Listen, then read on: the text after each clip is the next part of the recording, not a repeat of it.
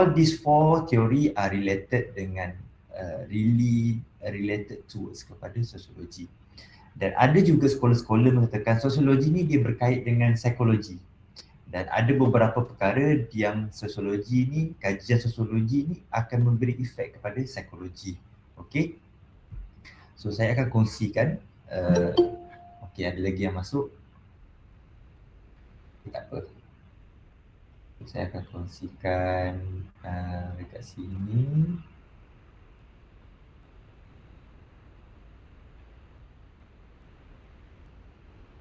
Boleh nampak? Boleh nampak semua? Boleh.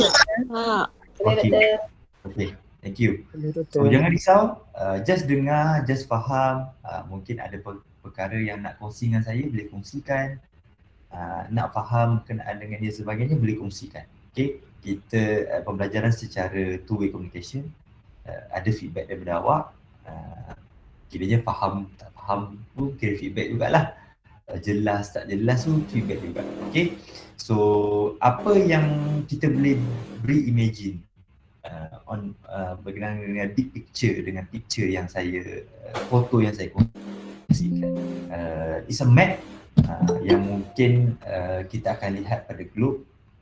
It's a map, it's a world map, okay, which is the nation. Mungkin setiap kawasan negara tu ada bangsa, ada etnik, ada kaum yang berbeza, and then dia ni berkait di antara satu sama lain. Contoh, ada satu kelompok individu duduk satu tempat, so dia akan membentuk satu society, dan dia akan memberi satu impact dan memberikan kepentingan di antara satu sama lain dalam membentuk intellectual development. Okay, so macam saya explain tadi, so kita ada four main teori dalam sosiologi. Kita ada functionalist, structuralist, interactionist, dan juga conflict theory. Dan sebenarnya all this theory dia related dengan kita punya actual life dalam kehidupan kita seharian. Secara tak langsung dia akan berlaku. Dia akan relate to each other. Kadang-kadang which is kita rasa kita tak sedar benda tu berlaku, tapi sebenarnya dia berlaku tanpa kita sedari. Okay, even though apa yang kita lihat, apa yang kita baca, apa yang kita dengar, dan juga apa yang kita lalui, semua related dengan teori-teori yang kita rasa dia berkait di atas satu sama lain. Sebab apa? Dia akan memberi impact kepada kehidupan kita. Okay, the next picture. Okay, which is kita tengok the puzzle. Okay, dan kita tengok sekumpulan orang fight for their rights. Okay, women's rights are human rights. Okay, maksudnya which is kelompok individu ni dia cuba fight untuk perkara yang dia rasa betul dia perlu dapatkan. Okay, which is dia gather and then dia bentuk satu kumpulan yang mana dia merasakan kepentingan itu dia patut dapat dan dia fight for it. Dan kita lihat kat sini bahawa dia related dengan functionalist theory, yang mana functionalist theory ni dia berkait rapat bahawa setiap di antara individu ni ada functionnya masing-masing. Okey, sebagai contoh saya baru lihat semalam isu semasa yang kita lihat dekat news, dan juga di mana sebuah syarikat tak silap saya di Selangor, yang mana dia punya kesatuan pekerja dia fight untuk pekerja dia yang mana mereka tak dapat gaji selama 4 bulan dan tidak mendapat caruman KWSP.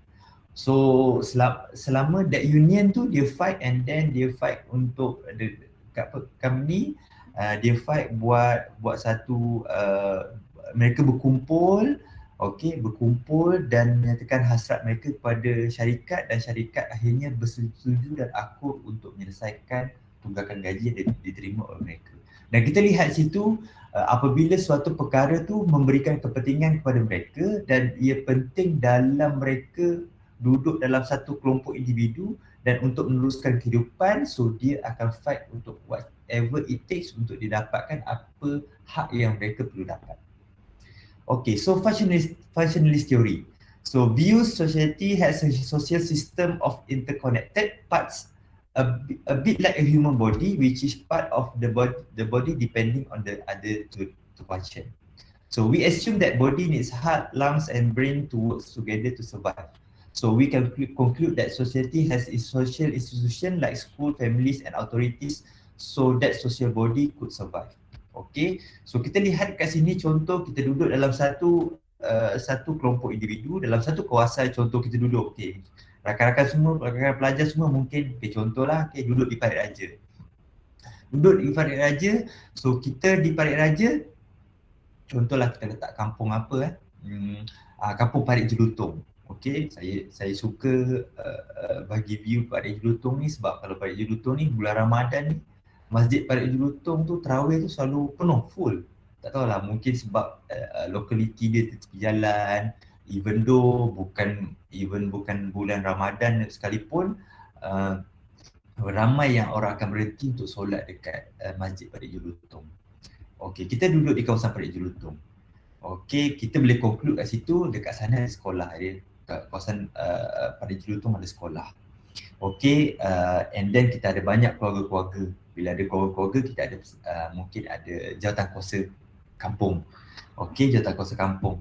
Lepas tu kita ada authorities kat sana seperti mungkin kita ada near, okey, mungkinlah jauh sikit lah kot, jauh in terms of pejabat polis mungkin di Parit Raja dan sebagainya.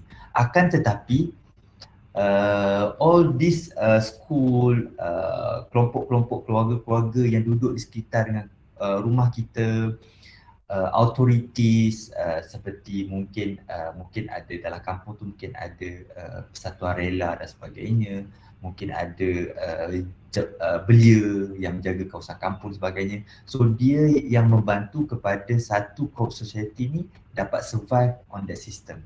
Maksudnya kita ada masalah, kita refer kepada polis. Kita ada masalah kewangan dan sebagainya, kita refer kepada masjid untuk minta bantuan daripada masjid.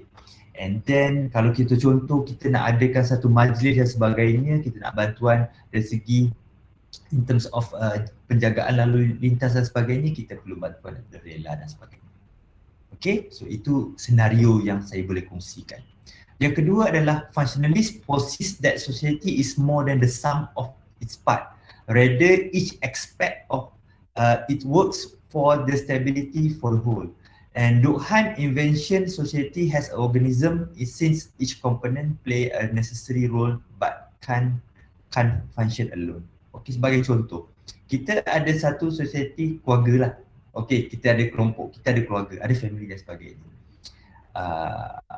Kita tak boleh function alone. Sebagai contoh, sebagai kita bagi contoh macam ni, contoh kita ada anak dan siapa yang akan educate anak kita? Mungkin kita sibuk dengan bekerja, kita tak mampu nak educate anak kita, so kita terpaksa hantar ke sekolah. Kita nak ajar anak kita mengaji, contoh mengaji. Kita boleh ajar anak kita mengaji, mungkin kita ada kekangan waktu dan sebagainya, bekerja sebagainya, kita tak mampu. So kita hantar ke institusi agama untuk hantar dia mengaji. And then hantar ke sekolah agama untuk dia mendapatkan ilmu agama dan sebagainya. Akan tetapi, the main role institution keluarga tu yang banyak growth, the development dalam the development daripada anak-anak kita dan juga mungkin individu ibu bapa tu sendiri untuk dia berinteraksi dengan orang sekeliling. So itu yang digambarkan oleh Durkheim. Dan functional prerequisite adalah adaptation. So in order to survive dalam social system, family, education and etc. need to control the environment. Maksudnya kita kena control environment. Kita kena tengok environment kita, di mana tempat kita berada.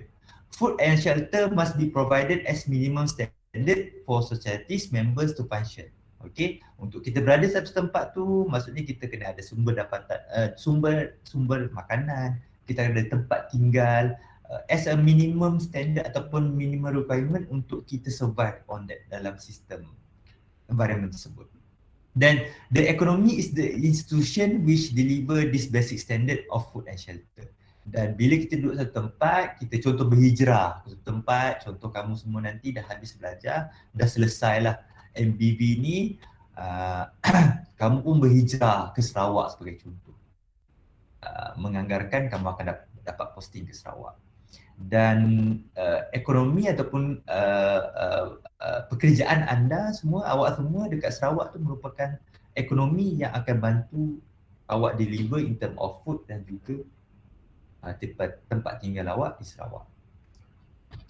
Dan apa yang kita boleh conclude kat sini, functionalist theory adalah emphasize the consensus, okay, emphasize kesepakatan and the order that exists in the society, which is kita focusing on social stability and share public values. From this perspective, disorganization in the system such as deviant behavior leads to change because societal component must adjust to achieve stability. Okay, so kita fokus dekat social stability and share public value. Okay, bila kita dah sempat dan setiap individu ni ada fungsi masing-masing, ada fungsi in terms of keluarga, maksudnya ada persatuan keluarga dan sebagainya untuk membantu keluarga-keluarga yang lain, ada authority yang memberikan yang menjaga keselamatan dan sebagainya, kita ada education institution yang bantu memberikan didikan agama, pendidikan dan sebagainya kepada setiap ahli dalam kelompok individu dalam society. So kita dapat bantu in terms of focus dekat stability. At the same time, kita dapat share in terms of public value. Okay, public value maksudnya apa orang public akan melihat in terms of community kita. Oh, community kita function well. Community kita membentuk satu community yang harmoni. Contoh bila bulan Ramadan ni ada waktu JKK Masjid kata which is kita nak bantu asnaf-asnaf dengan berbentuk sumbangan dan juga mungkin bubur lambut dan sebagainya. So mereka arrangekan satu pertumbaan dengan asnaf dan sebagainya buat. So menampakkan all this society ni giving impact and function untuk setiap individu. Okay. Seterusnya, kita tengok dekat sini. Kita go through on the next theory dalam sosiologi. Kita tengok on this big picture. Kita tengok dalam gambar ni adalah satu kelompok society ataupun satu kumpulan society yang mana ada pelbagai kaum. So apa kita boleh kata pelbagai kaum? Mereka ada pelbagai jenis pakaian, culture yang reflect kepada culture lah. And then warna kulit, mungkin berbeza in terms of ethnic, mungkin ada kaum yang berbeza, daripada bangsa yang berbeza, daripada nation yang berbeza. Okay, so kita go through on structuralist theory. So it's believed that society is capable of bringing unity and happiness to its citizen. Okay, so maksudnya bila suatu kelompok society tu dia ada functionnya, faham tentang function mereka. So mereka believe that structuralist theory ni akan capable bringing unity and happiness berdasarkan bila kelompok individu tu ada strukturnya. Okay, maksudnya struktur saya ni kita boleh lihat yang mana setiap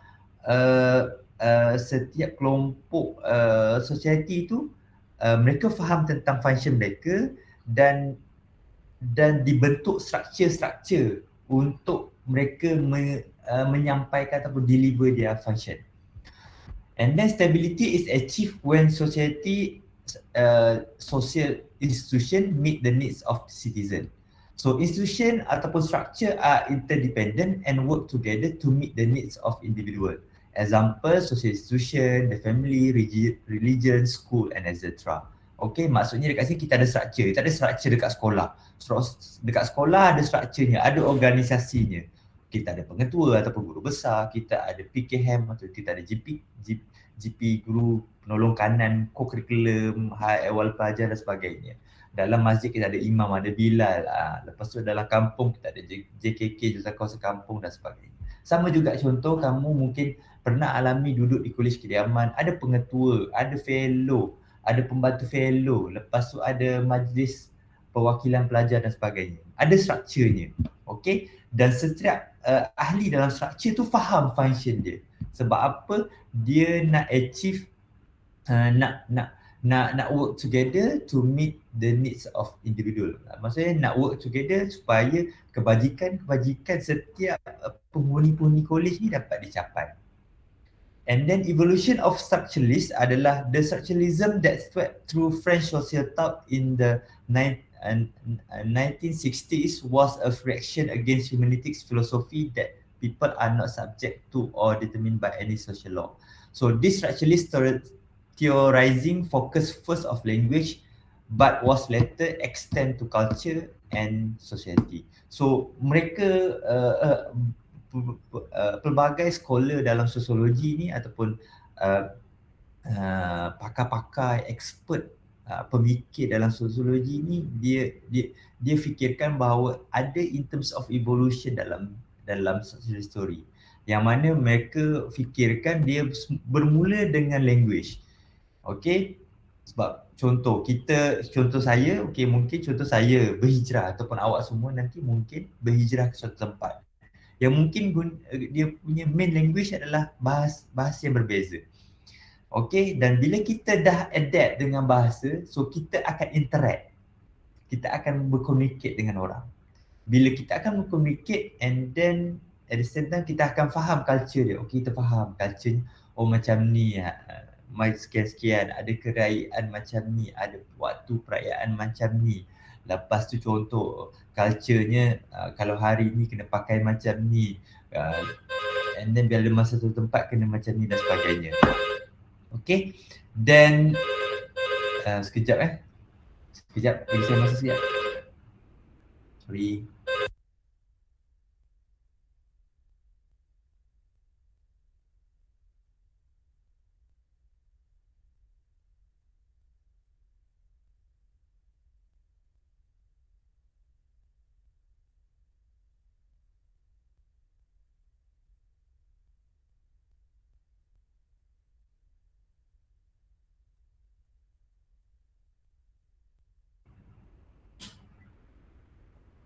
Okay, sorry, ada gangguan. Okay, so and then bila kita dah faham tentang culture, so kita boleh adapt dengan society tersebut. So bila kita adapt, kita dah duduk dalam society tersebut, maksudnya kita dah faham dan understand. Dan bila kita dah understand, so kita akan lihat bahawa kita ni mungkin saya ni merupakan seorang pensyarah lah. Duduk satu tempat tu, mungkin saya akan bekerja dekat kawasan area community tersebut, society tersebut, bekerja sebagai seorang pensyarah dan saya akan faham function saya adalah educate. Kemungkinan adalah pelajar-pelajar tu hadir daripada anak-anak yang berada dalam komuniti tersebut, so saya kena educate mereka dengan ilmu supaya mereka dapat meneruskan dapat membangunkan masing-masing punya intellectual development. Okay, next is so how do individuals experience one another? Okay, ini yang kita kena tanya untuk kita faham for the next theory. So how do they interpret the meaning of this interaction? Then how do people construct a sense of self and the society as a whole? Okay, first question, how do individual experience one another? Okay, so bagaimana awak experience yourself? Mungkin duduk dalam kelas, contoh lagi dalam keadaan ni lah, kamu kelas secara dalam talian ni, bagaimana kamu experience one another?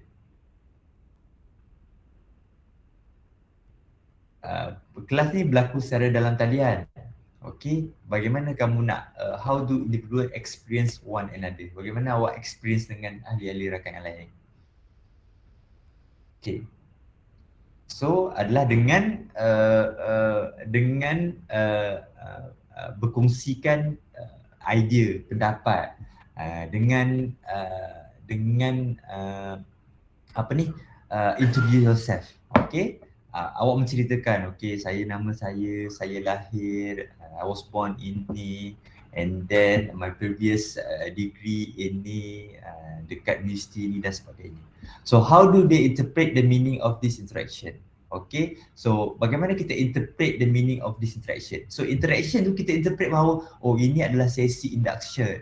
So kita faham ini adalah sesi untuk mengenali satu sama lain. Ini adalah sesi untuk saya kenal ahli kelas saya sebab apa lepas ni saya ada tugasan berkumpulan. Saya ada projek yang kena saya selesaikan supaya kami tak ada gap, tak ada border di antara sama lain untuk bekerja di antara sama lain. So how do people construct of sense of self and society as a whole? Okay, so bagaimana kita construct sense of self and society? So dekat sini kita faham kita berada dalam satu kelas yang mana kita ada 23 orang pelajar.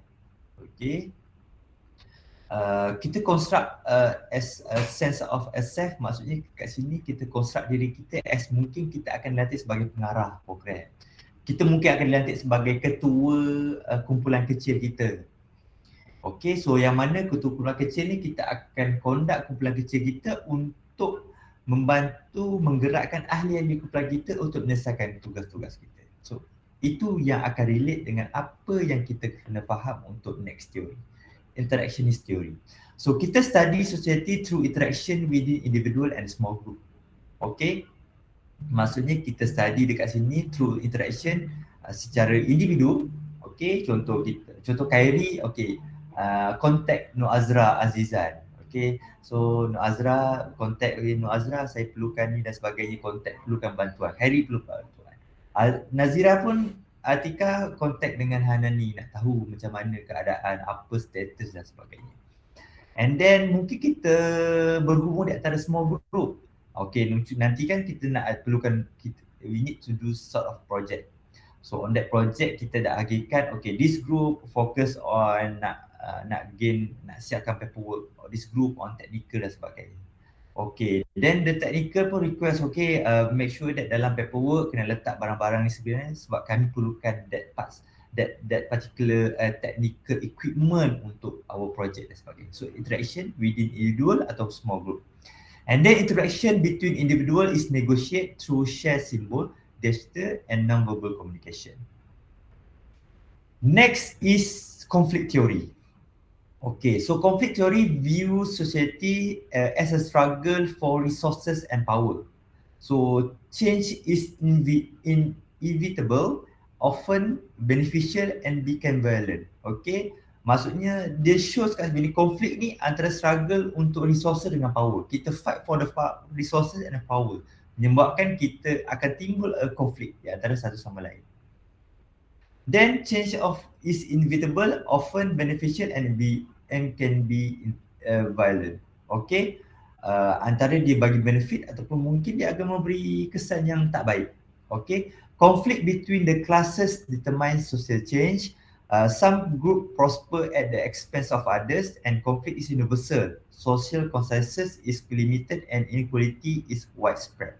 Okay, so mungkin ada sort of small group or some group ni kata kami ni tak setujulah dengan pengarah program, dia macam nak buat hal dia je. Okay, lepas tu dalam small group of kumpulan kecil ni kata kami tak suka sebenarnya on tugasan individu tu kita buat current issue berkenaan bla bla bla, kita nak buat sikit dengan current issue sekian. So ada konflik. So bila ada konflik ini, so mereka akan fikirkan akan timbul perasaan kata benda ni akan beri kesan lah nanti markah kita dan sebagainya. Mungkin nanti Dr. Zul tak suka dengan hebahan dan sebagainya. So akan all those relate dengan conflict theory.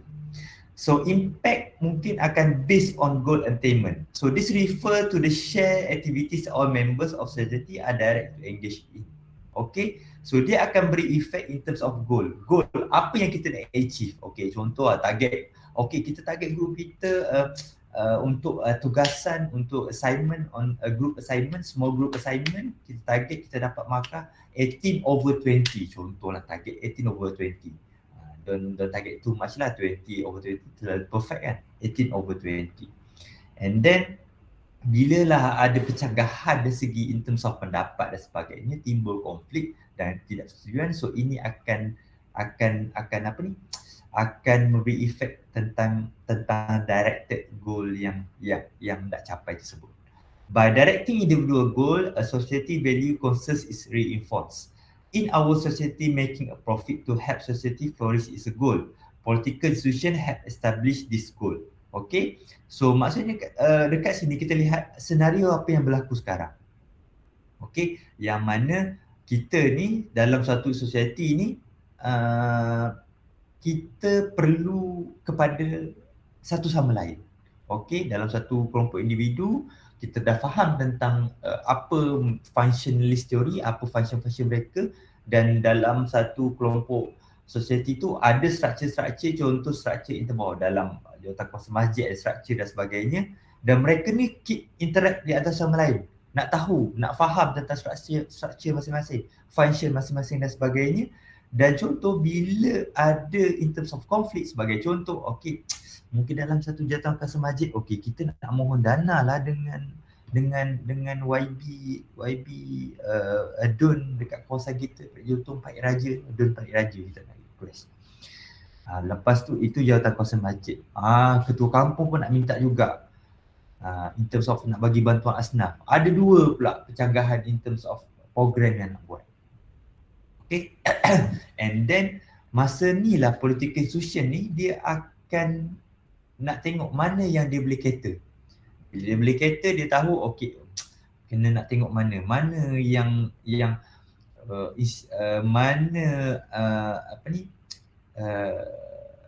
pihak-pihak yang boleh bantu untuk untuk tingkatkan political mileage dia. Dia mungkin fikir masjid kurang kot, kita cater untuk kita bagi bantuan. Biar kita berpihak kepada pihak jawatankuasa kampung untuk buat program pemberian bantuan kepada asnaf. So all this konflik akan beri satu political mileage jika political institution untuk establish dia punya goal. So integration untuk dalam melihat konflik teori ni kita lihat kepada dua perkara, integration dan juga pattern maintenance. So integration, this refer to the needs to make the social system cohesive. Therefore, any deviance is dealt within in order to protect the social system. So legal institution perform on this function. So bila ada permasalahan tentang ni, so legal institution akan tengoklah mana perkara yang wajib diutamakan daripada tak diutamakan. Okay. And then pattern maintenance. So this explain the needs for socializations to occur within societies. So institutions such as education and the family function to do this. So untuk nak mengelakkan konflik ini, so apa yang penting dalam suatu kelompok individu adalah education system dan juga family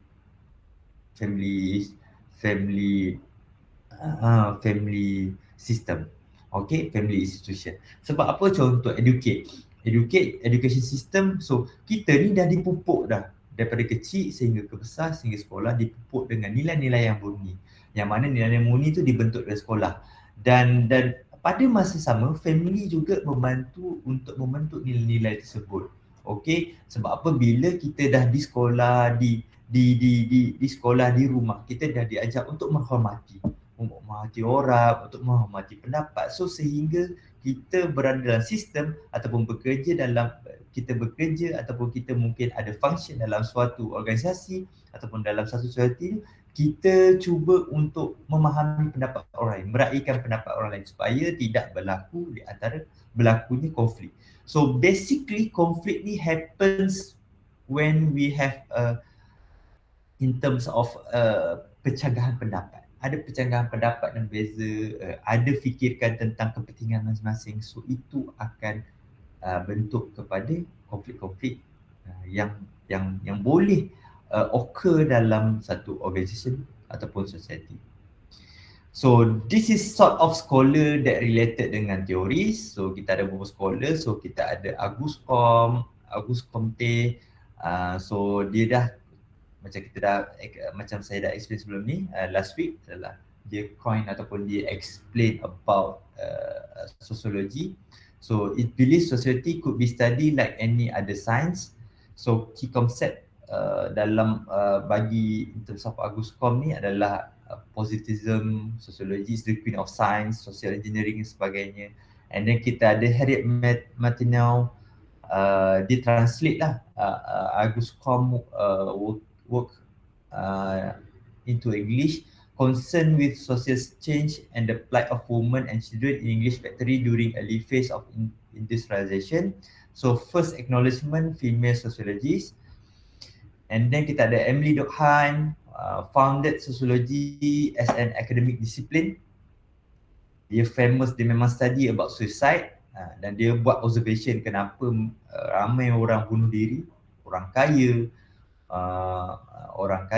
yang bunuh diri, orang yang tak berpegang pada agama dan sebagainya. Dan kita ada Karl Marx, founder of political economic theory of socialism, communism, yang mana Karl Marx ni melihat kepada konflik perspektif, okey, seperti kapitalis, dalam kehidupan suatu komuniti atau society ni perlu ada social class dan sebagainya. And then Max Weber believed that sociologists could never capture the reality of society but should focus on ideals types that best capture the essential features of aspect of social reality. Okay, so apa key concept daripada Max Weber adalah seperti birokrasi, rationalization of the modern world, people ni akan becoming a prisoner for a new technology dan sebagainya. So Herbert Spencer, or structural functionalist, coined the term of survival of the fittest. Okay, maksudnya mereka kehidupan ni dalam satu kelompok komuniti ataupun society ni, siapa yang tahan, siapa yang boleh survive dalam sistem adalah mereka yang akan terus survive dalam sistem. Okey, maksudnya siapa yang tahan, siapa yang faham, siapa yang berfungsi dengan baik, mereka boleh survive dalam sistem. Okey, then Jane Addams influence the Chicago School apply sociology dalam social problems. So banyak study in terms of social problem yang berlaku di Amerika. And then Du Bois, first Afro-American PhD graduate in Harvard, concerned with social position of African American in US society. So use statistic to examine racial discrimination against blacks. Okay, so dia tengok berlakunya konflik antara African dengan American dalam perebutan kuasa di Amerika. And then Talcott Parsons reintroduced the theory of European sociologists, focus on structural dan juga functionalist. Wright Mills, concept on structural functionalist theories, and then Robert K. Merton juga fokus dekat structural functionalist. Okay, so Robert K. Merton ni dia juga melihat kepada string theory of deviance or dysfunction. Okay, maksudnya dekat sini jika ada any effects of perkara-perkara yang maksudnya ada pihak-pihak yang membentuk satu structure ataupun function yang tidak membawa kepentingan kepada pihak orang lain, so dia akan memberikan satu kemusnahan dalam satu komuniti tersebut. George Herbert Mead, dia symbolic belief that self was a social product acquired by observing and assimilating the identities of others. Okay, so kita ada Charles Horton Cooley, kita ada Irving Goffman, Sigmund Freud. Okay, so awak boleh tengoklah nanti Erik Erikson. Tapi yang famous seperti adalah Max Weber, Karl Marx, Emily Durkheim, okay, dan Auguste Comte, Albert Bandura. So banyak-banyak teori of teori-teori ini akan relate dengan akan ada certain tu dia akan related dengan psikologi. So bila awak belajar nanti psikologi, awak akan relate dengan awak akan lihat ada beberapa teori tu akan relate dengan psikologi. But at first dia adalah daripada sosiologi, dia bentuk sosiologi. Okay, so untuk itu, so kita ada task untuk hari ni. Okay, so sepatutnya saya nak sambung untuk chapter yang ketiga, tapi saya kena mohon undur sebabnya saya perlu attend satu bengkel yang dibuat oleh UKM. Okay, sepatutnya start pukul start pukul 8.30 tadi, so saya perlu attend bengkel tersebut. So untuk task hari ni, okay, seperti juga task last week, okay, untuk based on sociology theory yang mana awak ada functionalist, awak ada structuralist, awak ada interactionist dan juga awak ada conflict theory. Okay, apa yang awak faham dan awak boleh relatekan dengan kehidupan kamu semua sekarang ni as a master degree student. Okay, mungkin tak melihat in terms of aspect dalam apa aspect of awak as maksudnya dalam academic field, maksudnya in terms of awak ada mungkin konflik dengan kelas ke, in terms of pelajaran ke, in terms of ni mungkin boleh relate dengan your real life. Okay, so you need to assume that you are now as a master degree student, okay, learning through online, okay, every day kena buka laptop, kena menghadap lecture, mengajar dan sebagainya. Saya tak tahulah, mungkin semua tutup kamera right now, mungkin tak tahulah tengah baring ke, tengah sambil tidur ke, tengah dengar ke, saya tak tahu.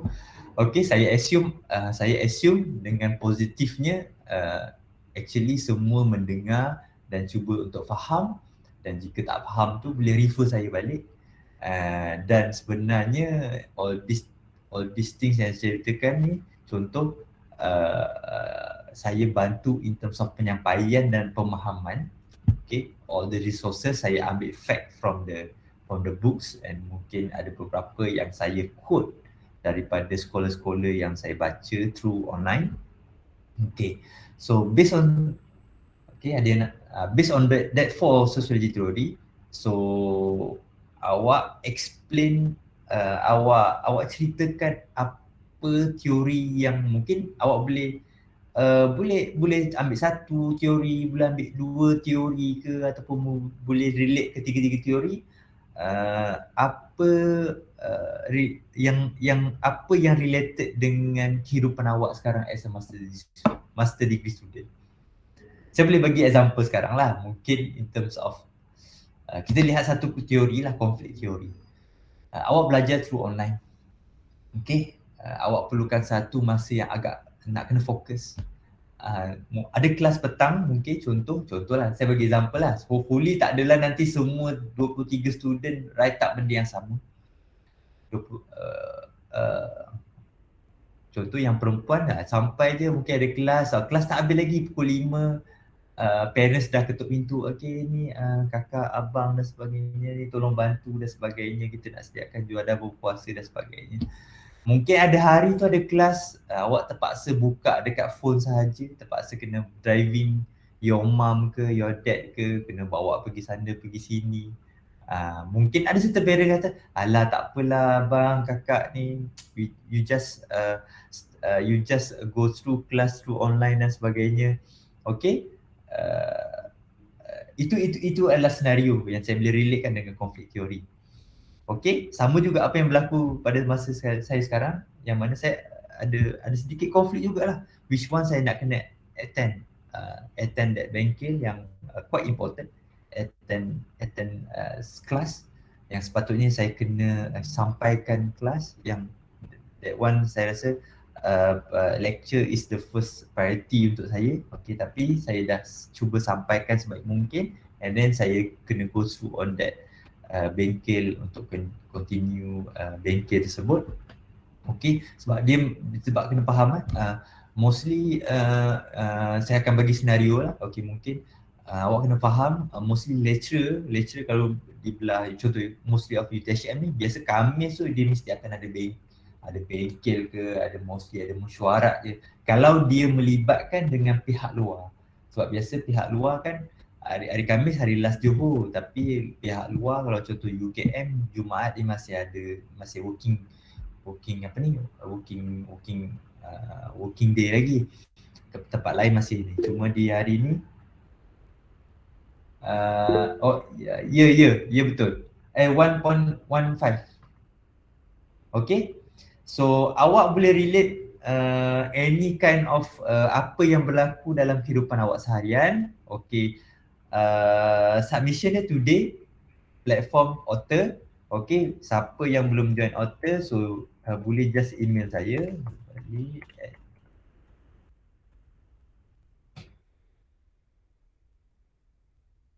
Okay, boleh email saya kat sini. Okay, before 5. Okay, by today. Betul Harry. Saya faham. Okay, dah ada yang left. Okay. Okay, so one page only. Okay, janganlah tiga line je, 4 line je, at least exceed half of the page. Okay, guna font New Times Roman, font 12, justify spacing 1.15.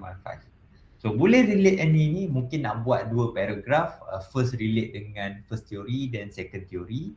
Okay, sebenarnya saya tak mahu pun awak quote mana-mana meanings of theory tu dalam internet ke apa. Awak fahamkan apa awak faham on that theory and then awak relate to real life awak as a master degree student, apa teori-teori yang related.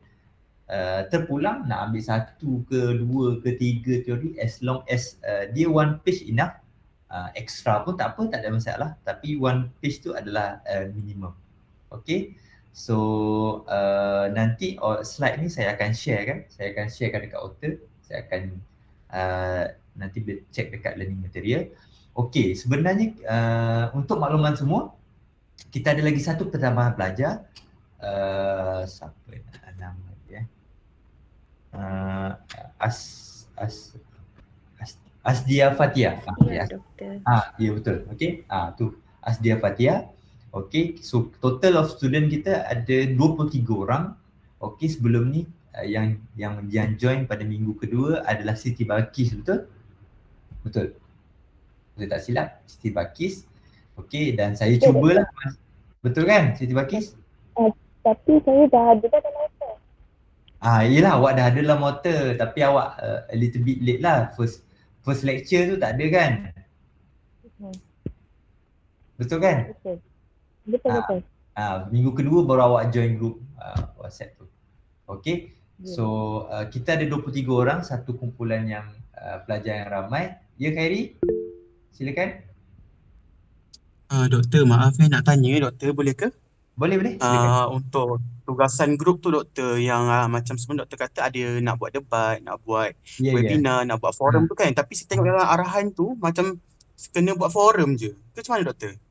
Okay, forum tu ikut arahan tu ikut forum, tapi saya open towards kepada nak buat debat ke, nak buat webinar ke dan sebagainya. Tapi all the content tu hadir daripada awak.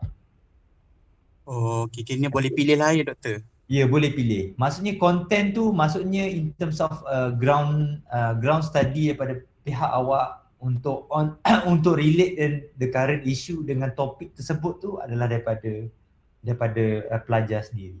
Maksudnya bukan awak kena invite people nak bagi saya tak nak.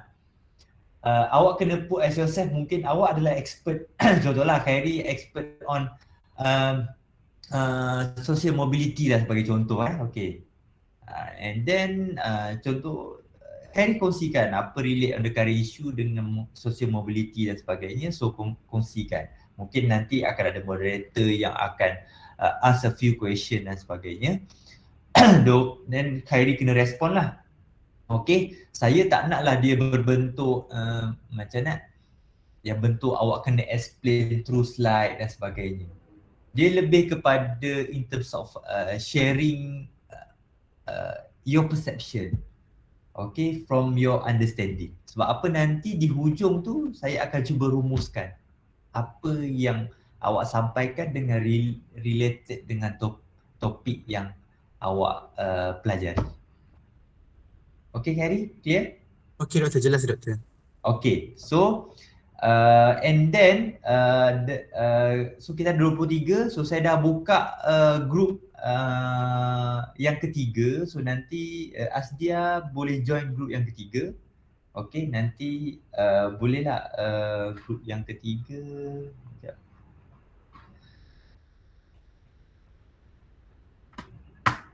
Boleh join yang group yang ketiga. And then untuk projek kita dengan sekolah angkat, dengan sekolah menengah sains, okay. Untuk yang tu Khairi, dah boleh build paperwork.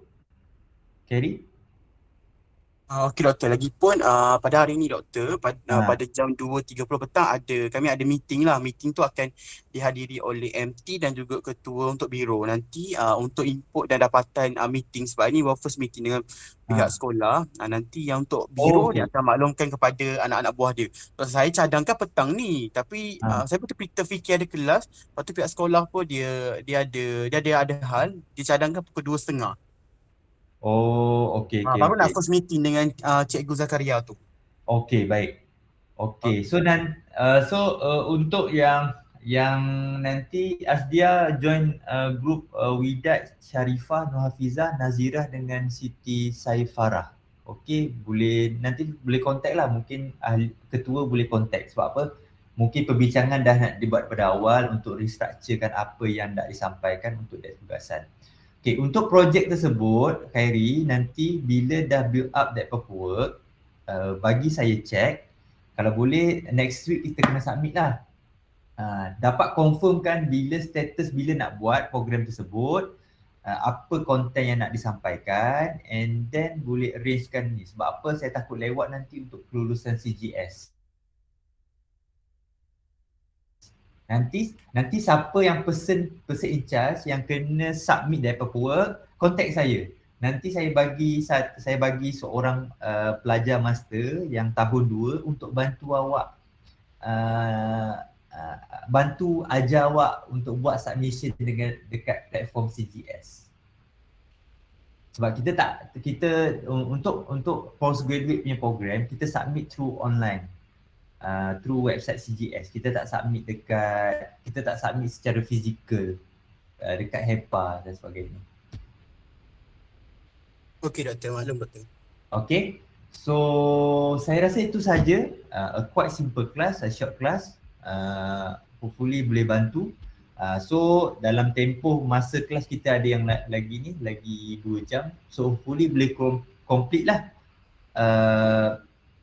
Complete task tadi.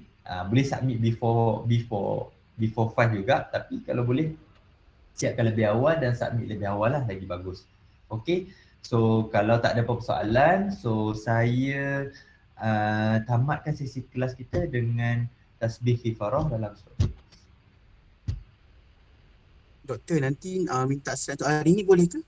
Boleh, saya akan letak dekat, lepas ni kelas saya terus letak dekat learning material.